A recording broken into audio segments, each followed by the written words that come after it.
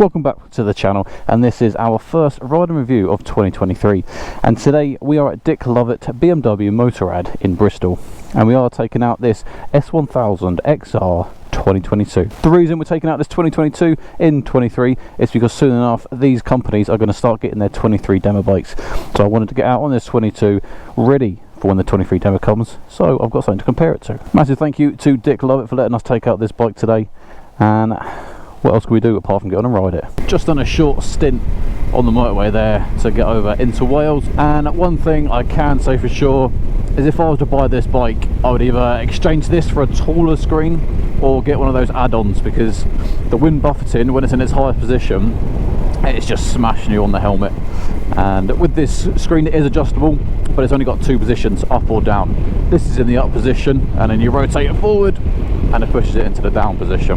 If I am going for those long distance touring, a lot of motorway miles to get to the destination, then 100% I would get a taller screen. The XR lineup has two model variants. You can have the standard XR, which is going to come in at around 15 to 15,500 pounds for the 22 model, and then what I'm on now is the XR TE model, and this is going to set you back around 17 to 17,500 once again for the 22 model. I'm not sure on the pricing yet for 2023. In a nutshell, the most obvious difference between the two, the standard and the TE has all the extras that you'd want. When I say all the extras, what I mean by that is it's got heated grips, it's got quick shifter up and down, it's got cruise control, it's got the niceties that you would want out of something like this that can be an awesome Sunday weapon, but also can be used to chomp down some miles. Personally, if you're going to buy this bike in a standard, you're going to end up adding a few of those extras. They're not going to be cheap when you are adding them on. When you do a cost analysis, you get the extras that you are wanting to add, but then you get more with the TE, so it just makes more sense to go for the TE model straight away. The engine used on these XRs is taken directly from the S1000XR, but it is slightly detuned, a little bit more on the side for the touring. As you'd expect, this is the inline 4 1000cc engine, and like most inline 4s, it is smooth. That is one of the things you are going to notice. This bike is pumping out 165 brake horsepower and 114 newton meters of torque. What do those numbers mean in the real world? Well, simply put it, you're never going to be wanting more out of this bike. You're never going to be going along and think, oh, if I only had a little bit more brake horsepower. The torque, that's where the fun comes into it to me. A bike that's got a lot of torque is going to be fun on the twisties. It's going to be that low end grunt, it's going to be that power to get you going. Let's look at some of the techie parts that are on this bike. Starting at the front, we've got LED lights all round, we've got adapted headlights, you've got your daytime runner lights. That's also controlled by this little button here on the left hand side, and you can tell that because the little green light is on. There you go, on and off. Automatic headlights. I have mentioned the adjustable screen, like I said, two positions, up or down. Below that we've got what BMW call BMW GPS Ready. Basically it's a bracket and a GPS mount. BMW use their own navigation system that they link into that. I believe it's called BMW Navigation 6. Nice to see that this bike is set up for a little bit of touring straight away, and you do have that option if you want to put it on. If you want, you can take that bracket off, and the arm is still there so you can attach your own sat nav onto it as well. Underneath that, you can't miss it, we have got a large TFT screen. It's still got the protective wrapping on it, so if you do see some of the bubbles, that's all it is. Where it is nice and big, it is really easy to read. So far I've had no issues with the light coming from behind me. I know on some bikes, as soon as a little bit of light hits it, the screen's a washout.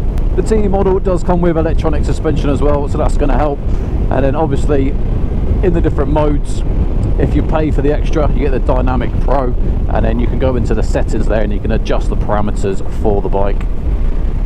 Things such as engine braking, obviously the suspension, the traction control, the ABS, different things like that can all be adjusted and tweaked to make it for the rider and the different conditions that you're going to come across as well. Coming back from that TFT screen, we have got this big, long, wide handlebars. What's that going to do? It's going to make moving this bike super easy. A little bit of counter steering on those handlebars and it just drops in. Obviously today, being in the January, it's wet, it's muddy. I can't have too much fun on these Welsh roads, which is a shame.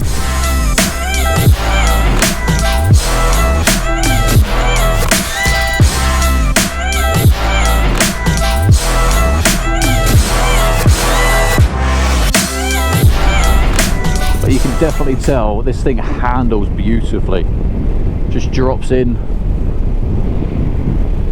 flick of the hip, little bit of counter steer, and it will just go wherever you want it. I have seen people absolutely shred the track on one of these things, and I can definitely understand why. Looking at the handlebar, the right hand side is pretty simple. Left hand side, that's when we start getting into a bit more of the tech. So on the right hand side, top of the button, we have got the heated grip, and it's got 4 different levels: off, 1, 2, 3.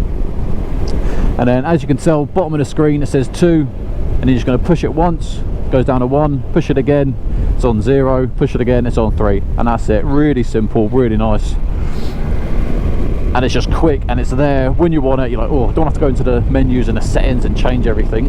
I just want to be able to push a button. Coming back from that, we've got the rider mode button. On the BMW you have got a few different options for rider modes. Some will be locked unless you pay for the extra package, as it were. So currently I am in road.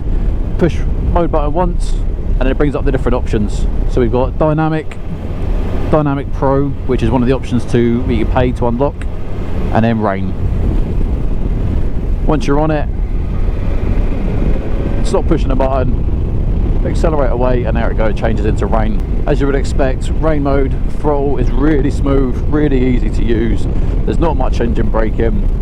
It's what you need when the heavens open up. Road, you definitely feel it change a little bit, but it's not as drastic. But then you put it into like dynamic or dynamic pro, where you can completely adjust the parameters, and that's where you're going to feel that 1000cc engine start coming alive.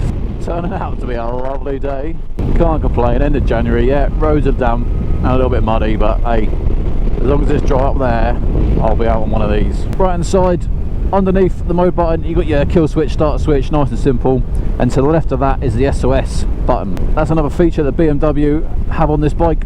So if you are to have an accident or you drop the bike, basically someone from BMW will ring you up to see if you're okay. Look at that.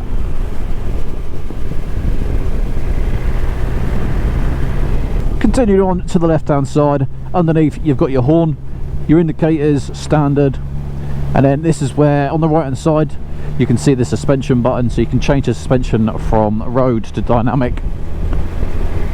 Everything in dynamic will stiffen up and it'll come a little bit more sporty. To the left of that you've got your menu button, up and down, and then you push it and then the screen will change through.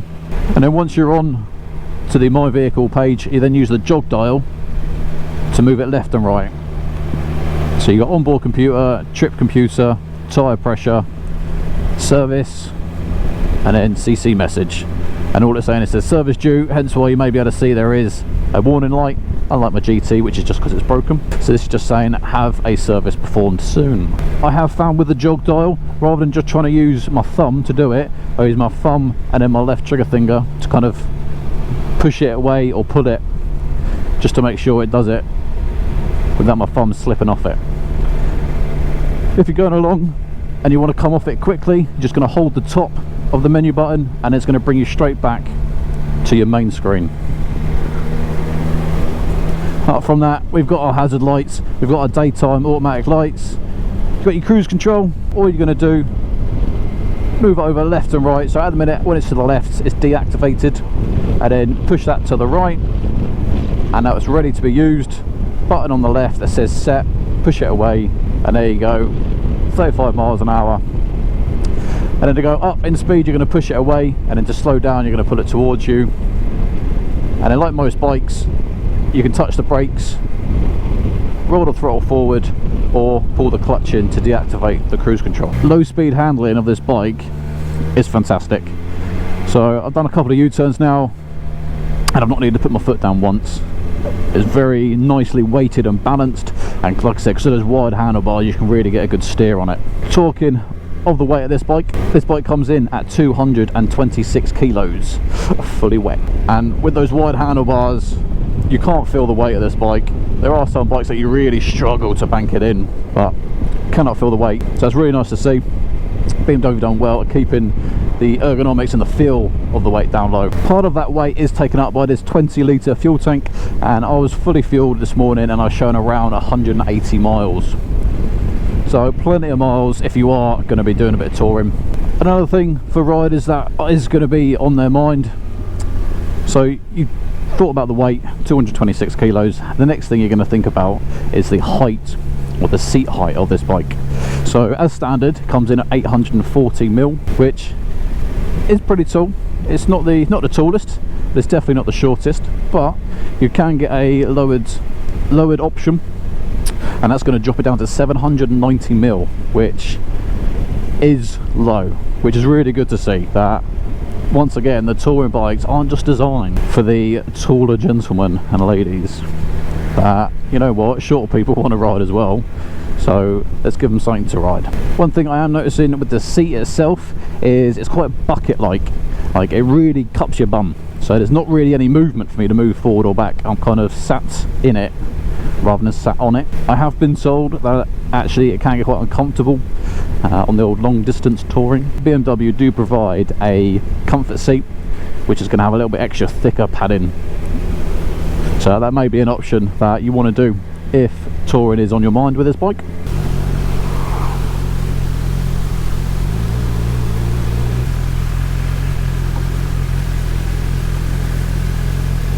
As you can clearly see, this is the black on black option. There is the red and black, being the TE variant. This does have the luggage rack. Not only does, as standard, it has the pannier sides fitted to the bike, but on the TE you also then get grab handles and the rear rack for the top box. My apologies, this isn't the double black, it's the triple black, even though this looks grey. The T model also is going to come with a centre stand, so you've got the side stand but also a centre stand. Just take the weight off the rear wheel, especially if you want to do any tyre maintenance or chain maintenance. And we've got the handguards as standard. Let's do a quick sound test of this stock 1000XR TE.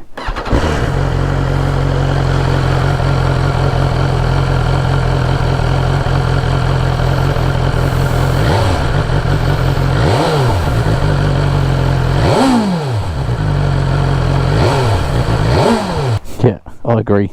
She does sound lacking, but hey, get rid of the cat, put an exhaust on it, and this thing would liven up. Complementing this electronic suspension, so it's got the self-adjusting suspension in it, we do have Brembo's front and rear.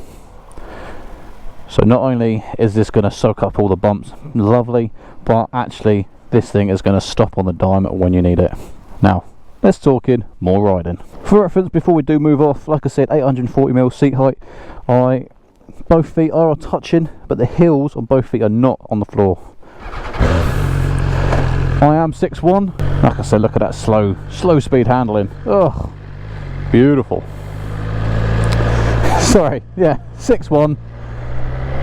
Balls of the feet are touching, but not the heels. Get it into Dynamic Pro, change the parameters, throttle response, and that's where she definitely livens up.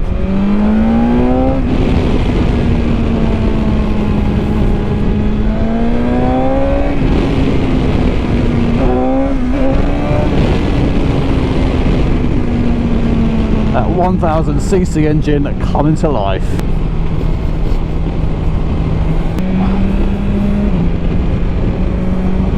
Gearbox up and down, beautifully smooth. And with the seat where it cups your bum, I do notice some vibrations in the back of my bum. I wonder if that comfort seat raise you up a little, not as cupped around your bum, kind of give you a little bit more movement front and rear, whether that would fix that. On the screen they aren't highlighted because my phone isn't connected, but this does have navigation, media and telephone controls, and it's going to be used by the jog dial here. BMW's got their own app, download it, connect your phone, and there you go. You're going to have turn by turn navigation. Me personally, I don't like the turn by turn. I'd rather have a solid sat nav or a phone in front of me to be able to see where I'm going. It's an added feature that you can have, so hey, if it's there, why not use it? You can put it into sport screen, so the previous screen was just the standard. Then go into the menus, go right once, and then onto the sport screen, and this is what it changes to. It's a bit more of a racetrack orientated screen. You got your speed at the top left, top right, it says what a rider mode you're in, and then what gear you're in, and then underneath that, massive bit in the middle is your rev counter. It's got your lean angle, left and right, and your brake, as in how much force you're putting through the brake. I've said this before on the other bikes that have this. Personally, I don't think road bikes should have this or need this. Don't get me wrong, it's an option where if you are going to the track, you can then use that, and then it's everything you need. Bikes like the Kawasaki H2 SX and the ZH2, they both got it on just kind of one of the normal screens. At least this has got a dedicated sport screen where you can go onto it if you want to see that information. Me personally, don't need all that information. I don't care about how much I'm braking. I know I'm doing the braking. I don't care about my lean angles left and right. If it's a dry day, I'm leaning as far as I feel comfortable, rather than looking at the max lean angle. Click onto menu and then just push up, and then it will come off the sport and then back onto the stand. That there is enough information for me. As always, I was rudely interrupted. The battery ran out, so finishing off, thank you very much for watching this video. This has been the first BMW S1000XR TE review from Dick Lover in Bristol. If you are ever in the area, head on over. It's a fantastic showroom and they've got plenty of demo bikes. If you are thinking about a BMW but you're not quite sure on the XR, luckily for you, this afternoon I'm taking out the BMW GSA 1250. So that will be coming out a few days after this video. If you are interested, make sure you watch that. And until the next one, ride safe.